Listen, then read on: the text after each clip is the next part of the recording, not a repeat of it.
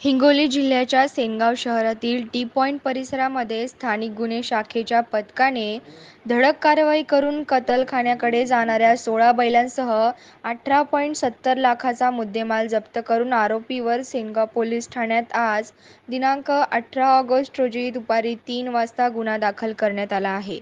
एका आयशर ट्रकमध्ये जळगावकडून हैदराबादच्या दिशेने कृत्यरितेने व निर्दयीपणे कत्तलासाठी जनावरांची वाहतूक होत असल्याची गोपनीय माहिती मिळालेली होती.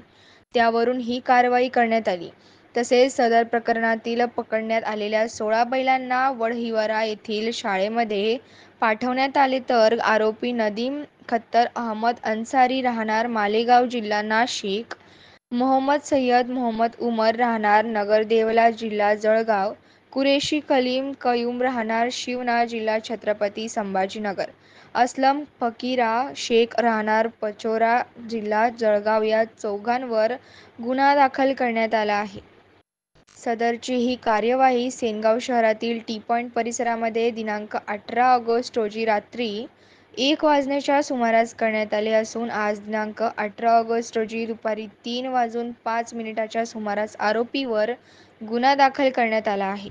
तर यामधील 3 आरोपींना पोलिसांनी ताब्यात घेतले असून सदर प्रकरणातील आरोपी आयशर ट्रक क्रमांक MH20GC 8629 मध्ये 16 बैलांची कृत्यरितेने व निर्दयीपणे कत्तलीसाठी वाहतूक करीत असल्याचे आरोपींनी सांगितले असून पोलीस निरीक्षक संतोष तांबे यांच्या मार्गदर्शनाखाली पोलीस तपास करत आहेत.